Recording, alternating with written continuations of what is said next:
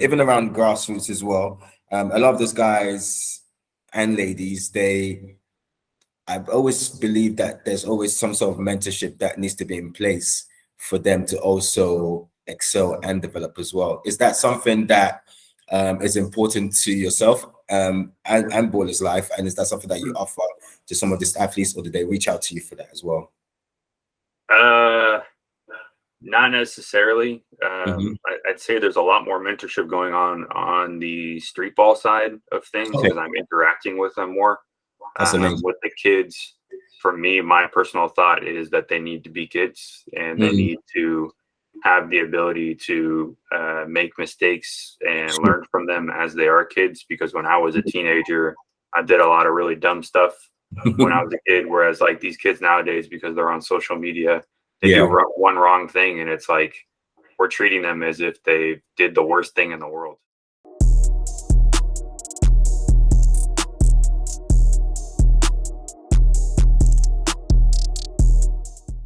Welcome everyone to our podcast today. Basketball Nation presents Beyond the Athlete, and this is our second episode. And today we have Matt Rodriguez of Ballislife, one of the great platforms for so much content, so much news relating to basketball, whether it is from high school, college, street ball. If you don't know about Ballislife, then you definitely live under a rock. So I hope you enjoyed this episode. And feel free to comment, subscribe with us as well, like, ask questions, and let's crack on. Thank you, Matt, for joining us today on the podcast. How are you doing?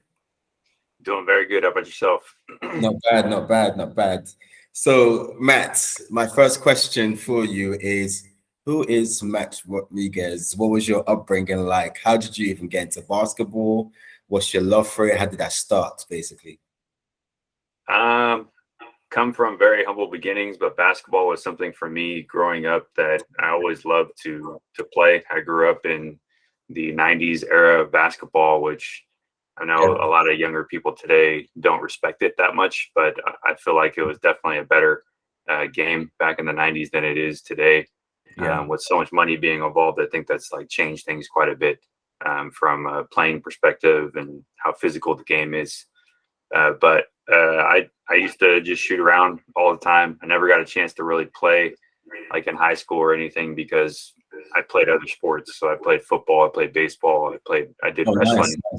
Nice. So wrestling was always at the same time as basketball season, but I always loved the game of basketball because it was something you could kind of do on your own if you need to. So growing up where I grew up, it was always just nice to, once I got my portable hoop outside, I just would shoot around for like hours and hours every day, working on like ball handling and shooting and not really working on it in the sense of like, I'm going to go anywhere with it because I'm too small and kind of like played too late, but more of like, it just gave me like a goal to do something like, how can I get better at shooting? How can I get better at handling the ball? Because I just don't want to shoot aimlessly when I'm out there for hours on end. That's really good. That's amazing. Even myself as well, a similar story as well. I grew up playing basketball. The first time I actually got introduced to basketball was through my cousin. So I was actually born in Nigeria, grew up there, came over to the UK when I was 12. And crazy enough, we used to make our own hoops. So we'll get like a wooden backboard from a carpenter and get like an iron rod and actually twist it into a circle, nail it onto, so use the nails to kind of like jack it onto the backboard. And that's how we played. So sometimes if we didn't have a basketball, we'll play with a football. I remember one of the early days, we actually made a ball out of a bunch of rubber bands, which was, I don't know how we did it, but when you're young and you just have so much creativity flowing through you. So that was pretty much the first kind of basketballs that we were using, and it worked. So, and then when I came to the UK, the love just was still there, and it kind of grew, and just met a few guys who I started growing up with and played with, and and then the rest is history, really. So that's awesome. That's one thing that's cool about basketball is I feel like you can turn plenty of different things into a hoop. Yeah. And you can shoot it into, like, I've done it with trash cans. Yeah. I've turned a shopping cart on the side, Yeah. and we played like that. Like there's Yeah. so many different ways. I mean, if you're just throwing trash into the trash can, like that's a way of playing as well. So there's just many different things you can turn into a hoop. Literally. So what inspired you to start off Ballislife? That's one of the questions I know a lot of people, even myself, is dying to know. What inspired you? How did the idea even come about, basically? Some friends of mine when I was younger, I was like 18, 19 years old. We like really loved the N1 mixtape tour. If you're familiar with it, if you're not, it was like a really cool, more entertainment style basketball tour that went around the country, and then eventually went a little bit more global as well.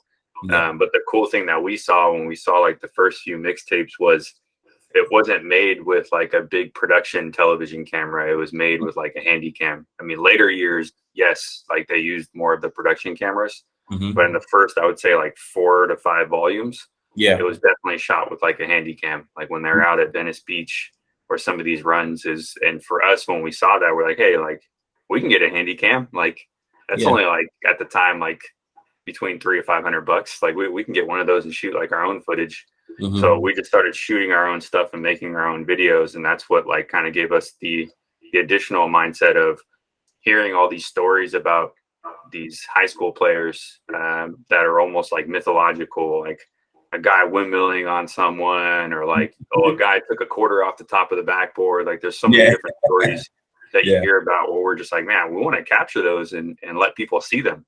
So let's create this platform where we can do that. And like Ballislife has always been a platform where we want to show like any level of basketball. Like we don't want to get like too cringy in that sense, but there's different types of basketball that different people like. So we just wanted to be able to show everything on the site. And I think what you guys have done is you've really brought out the entertainment side of basketball as well, beyond the NBA and beyond other leagues around the world. And one thing that I've noticed as well is that you're very there's a culture behind it as well. It's like a community, it's a family culture, and you're not just looking at the players who have a name or a face, but you're also looking at those guys, the diamonds in the rough, who are either on the streets that don't even get any sort of media recognition, or a lot of the big schools don't look at, but they can ball as well, and they have a following as well. So I like the whole concept, and I think that's what really inspires not just myself, but even the guys here in the UK as well, and in the States. That's why we use your hashtags on all our posts. If you actually look at we're putting your hashtags in our posts, hoping that one day we would feature on Ballislife Instagram, and that's amazing for something that you create. That's really amazing. So thank you actually for doing that as well. And in regards to the community now, I call it a community or family. What does that look like now, or what did that look like at the start compared to now? What's been the process to get into where you are today with Ballislife? You mean as far as the Ballislife team? Yes.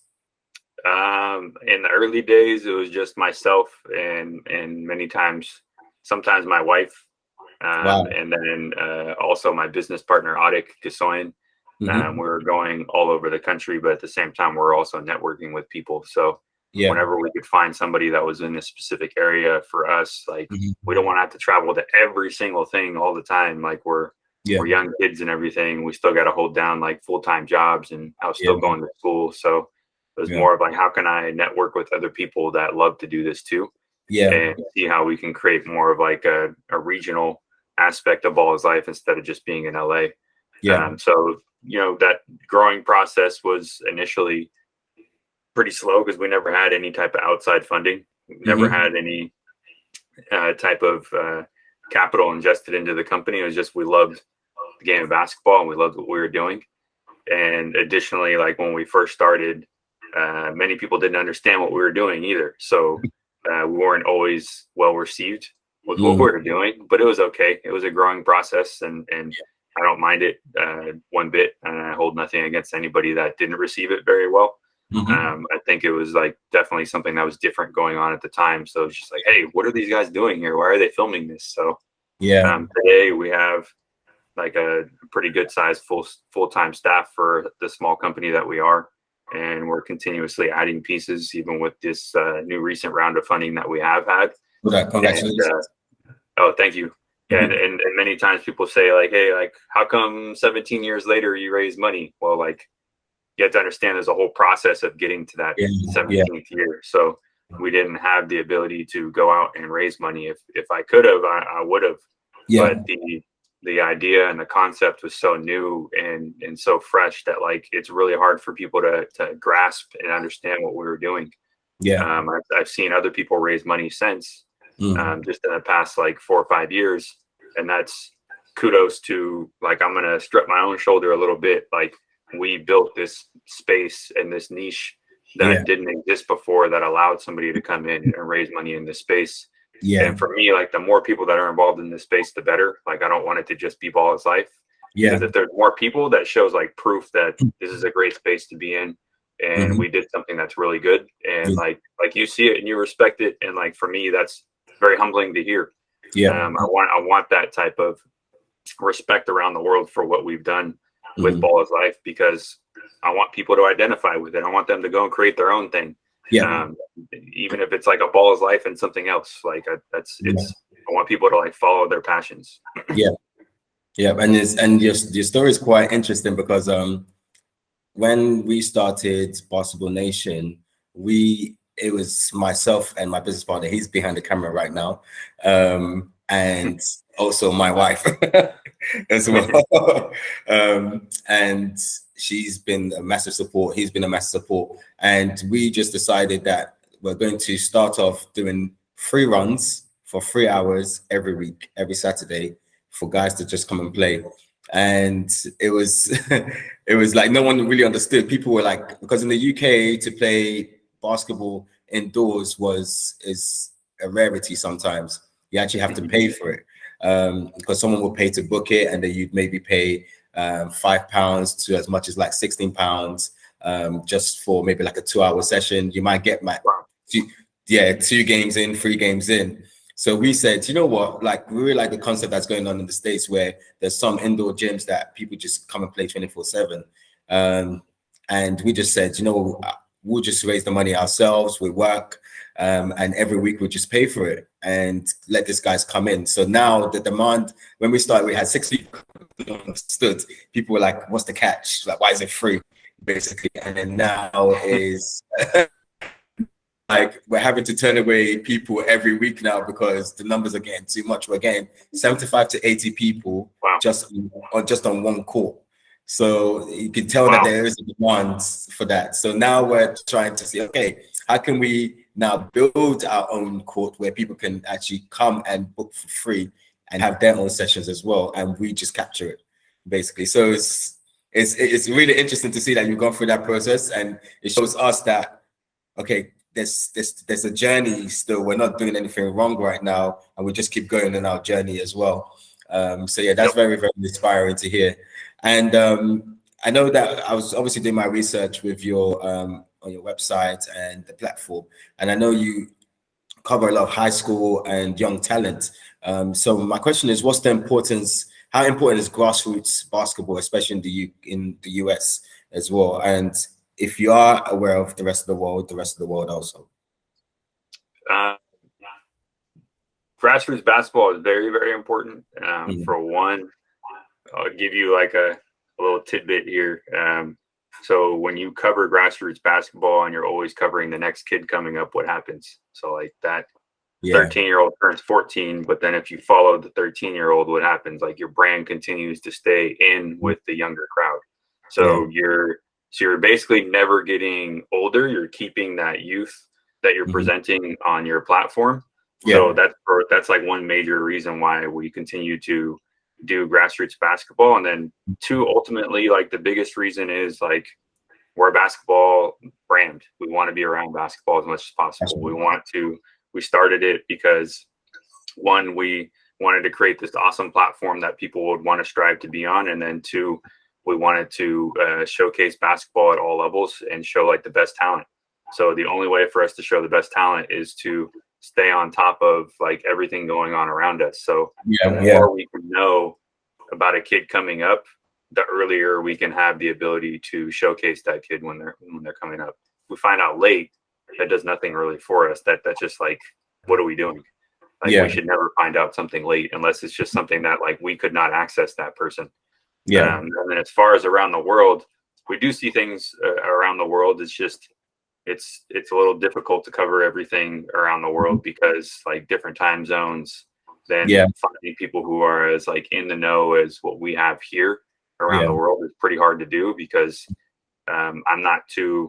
I mean, I don't really want to speak on something I don't know too much about with around the world, but it's like just on the surface looking in, like I'm not sure how many people are interested in doing what we do around the world. Like there's always there's a lot of great pro leagues around the world, and they get guys when they're pros. I do see some of the Euro leagues do get some kids when they're young.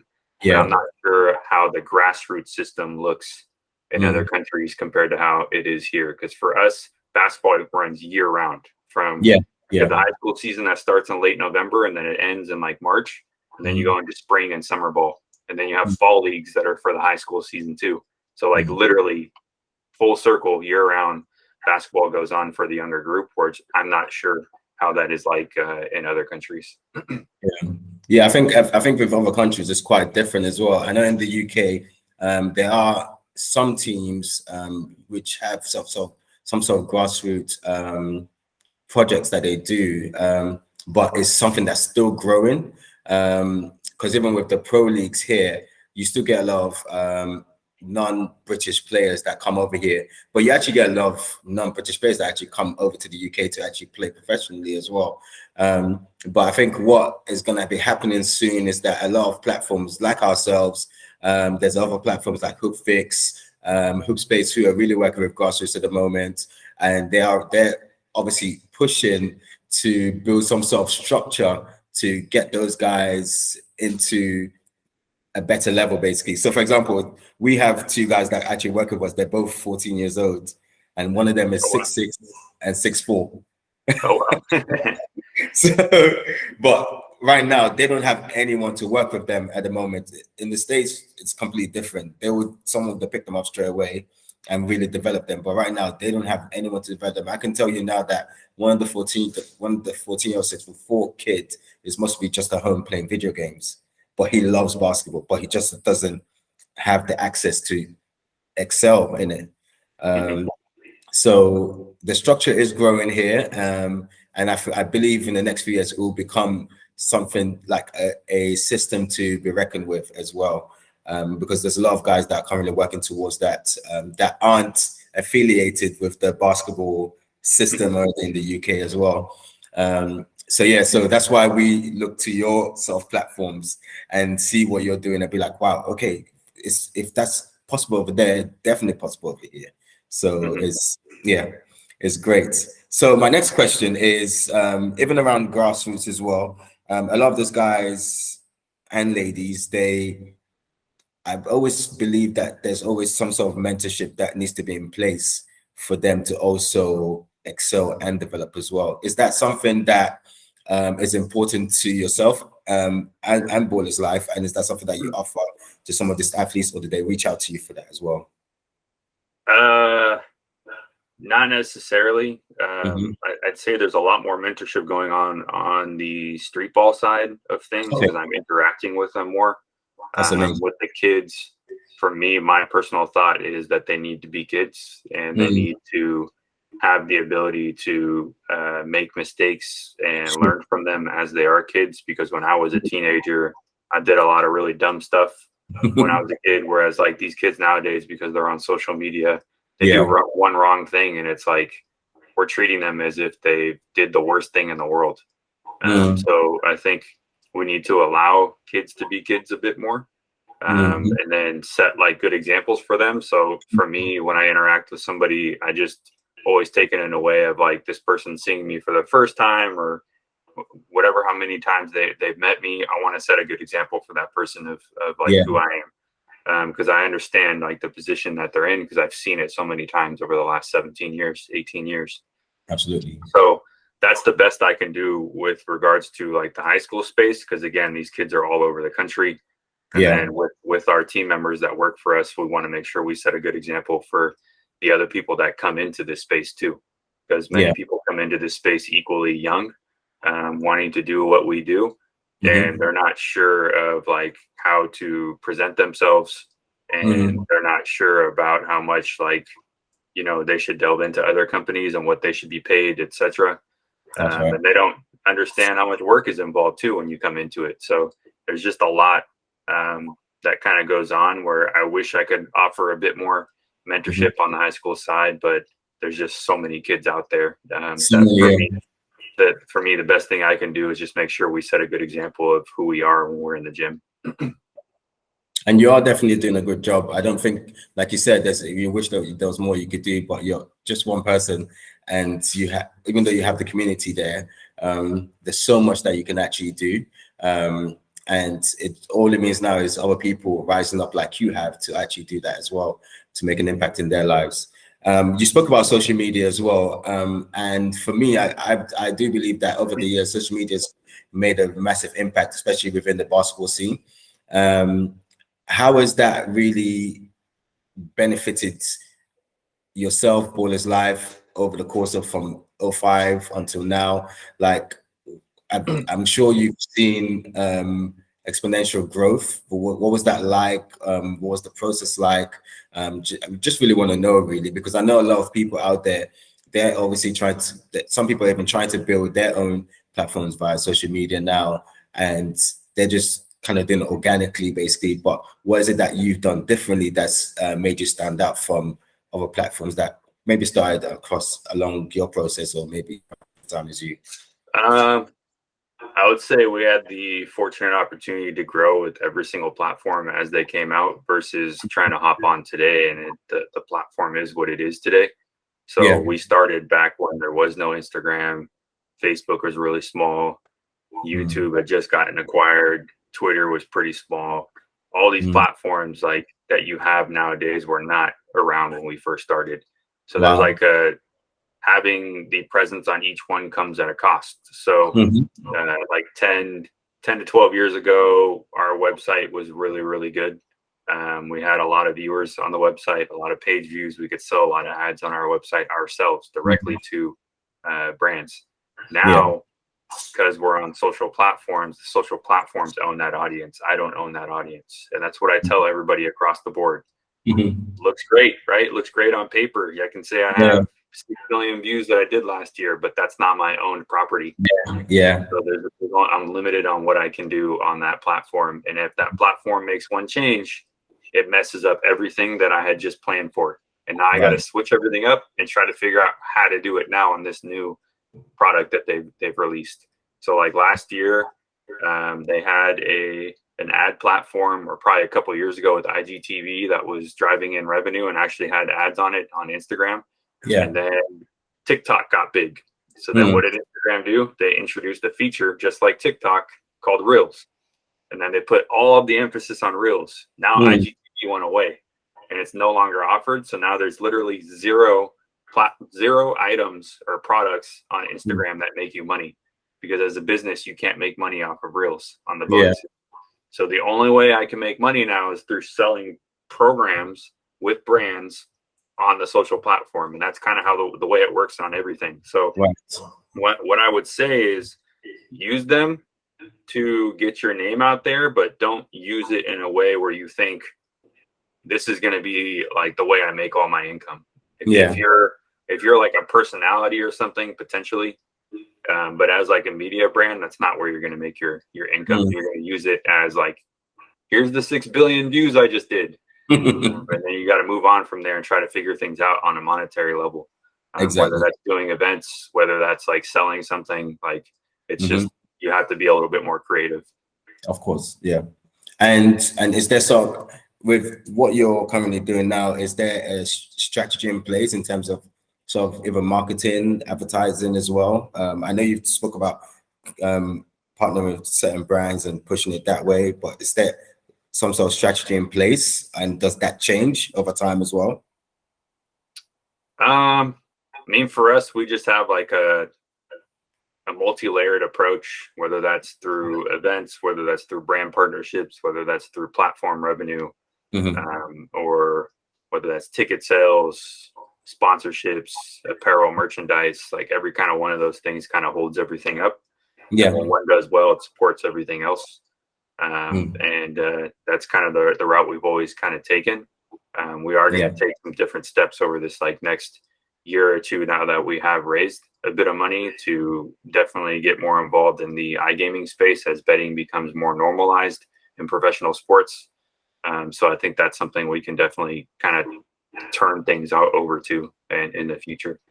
Okay, amazing. And being in the position you are now, what do you see the future of basketball? What does that look like to you?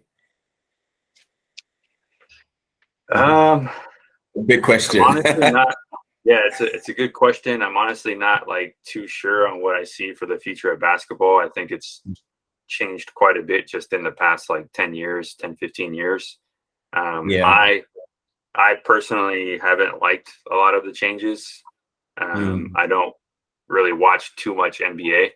Oh, really? I don't really watch too much NBA. I actually have been having a lot of fun being a part of the street ball stuff we've been doing, just because I love the physicality of it. I love the trash talking. I love guys being in your face. Don't want to get people into don't really want to get people into fights or anything like that, but I just love like a very competitive thing. Like if you get in somebody's face in the NBA, it's like, boop, let's blow the whistle. Yeah. We got to call a technical or a flagrant. And like, that's just like no fun to me. I love the trash talk of the 90s. Like that was a fun time to watch. Yeah, definitely. And in regards to yourself and Ballislife as well, is there any other sort of ventures around Ballislife that we don't know about that is quite connected to Ballislife or basketball that maybe we can explore as well? Speak to us a bit more about it, or is it just completely Ballislife that you're currently focusing on right now? Nah, I'm pretty much all in the Ballislife right now. That's nice. all I really focus on for probably like more than 10 years. And what does the next 5 to 10 years look like for you guys? I don't like to predict anything. I'll just say it's I try to live in today and like the next like year or so. So it's so hard to plan for like 3 to 5 years, even when they ask you about a business plan and they say, "Oh, what are you going to do in the next 5 years?" I feel like that's such an unrealistic question to ask somebody, just because the world moves so fast today. Moves so fast. Anything can change at any time. I'm guessing you're not a fan of business plans. I mean, it's good. It's good to have like a benchmark of where you want to be. Sure. But I would say just in my experience, this isn't everybody's experience. This is just the type of business I'm in. It's hard to plan beyond probably 12 to 18 months. Yeah, that makes sense. So I have 2 more questions for you. These 2 questions that are completely different to what I've asked you. First one is, would you like to ask me a question about anything? Yeah, sure. I mean, what made you love the game of basketball? It was, for me, it was the feeling, it was the first time I actually, because I grew up in a family that football was which is soccer, was very big. My dad played in the UK and in Nigeria as well. All my cousins played as well. But then as soon as I went into high school and saw a basketball court, I was like, wow, this is amazing. And I was a huge fan. Well, I'm still a huge fan of Kobe Bryant, rest in peace. And just seeing his tenacity and his drive and just the way he played is pretty much how I am as well. I'm very persistent. I'm very, like, I don't like to take no for an answer. And I'm always trying to make sure I'm getting better every day. And for me, seeing that just made me love basketball, and the fact that it just didn't, it wasn't just the game itself in terms of playing, but how it kind of changed my mindset, how it made me live, how it made me see the world in a different perspective as well. I used to be asthmatic. I used to have a lot of asthma, so I used to have a lot of asthmatic attacks. And because of basketball, I completely forgot about having asthma to the point that I stopped taking my inhalers. And to this day, I've never had an attack since that day. This is over 10 years now. So the fact that me playing the game of basketball can do that already told me a lot. And now what I'm trying to do is obviously show a lot of the young guys that same love as well. That it's not just playing the game for fun, but you really need to love it. If you don't love it, then find something that you love about it, basically, and just grow in it. So when we have our sessions, one thing I always tell the guys is, who are you uninterrupted? Who are you if there was no restrictions over you? Your coach is not here. You're not training with your team. This is a safe space and an open space for you to be as creative as possible. And that's, I believe, what basketball offers. It creates that freedom, that liberation from everything else around you, whether you've had a bad day at work or something's happened at home or in school. You just come there and you just lay it out and be free. That's what I love about it. Yep, I agree. Yeah. My last question. So this is a start, bench, trade. LeBron, Kobe, MJ. Start, bench, or trade? Yeah. I would start Jordan, I would bench LeBron, and I would trade Kobe. And here's my reason why. Kobe is too similar of a player to MJ, and I think MJ is a better version of Kobe. Everyone says that. Yeah. LeBron is a totally different player than what both of those guys are. Okay. That's good. You can get something pretty good for a Kobe, to me. So yeah, that's true. That's yeah, that's actually true. That's a good one, actually. That's a good one. I think you've had the best answer so far. So that's a good one. What did you think about the Kyrie trade yesterday? I actually totally forgot to ask you. I don't know if you've seen that at all. I thought it was great for the Mavs. I know Laker fans are mad, but they have nothing to be mad about. I mean, they traded away all of their young players for Anthony Davis. Yeah. And that's what's setting up the current situation they've been in for last year, this year, and next year. So you give up 4 young players and your first round pick. What do you expect? There's nothing going to be there for you for the next how many years. And That's even true. if they had some players, they would have traded them away already. So you'd probably still be in the same exact situation you're in right now. So it's just complaining about things that they should have known were coming down the line. And there's nothing the GM can really do. I mean, that's also a part of what happens when players get too involved with the GM process too. Just let the GM do what they need to do. Yeah, that's true. You know quite enough for someone that doesn't watch the NBA anymore, which is great. But Matt, I really appreciate this conversation we've had. Thank you very much for coming on. And hopefully in the future, we can get you on another conversation again, maybe physical, maybe I'll come over to see you. You never know. If you invite me, obviously, anyway. I'm not going to force myself to come down, but yeah. For sure. It's been a pleasure, and hopefully we can keep in touch as well. And thank you very much. Yeah, thank you as well. Have a good night. Thank you.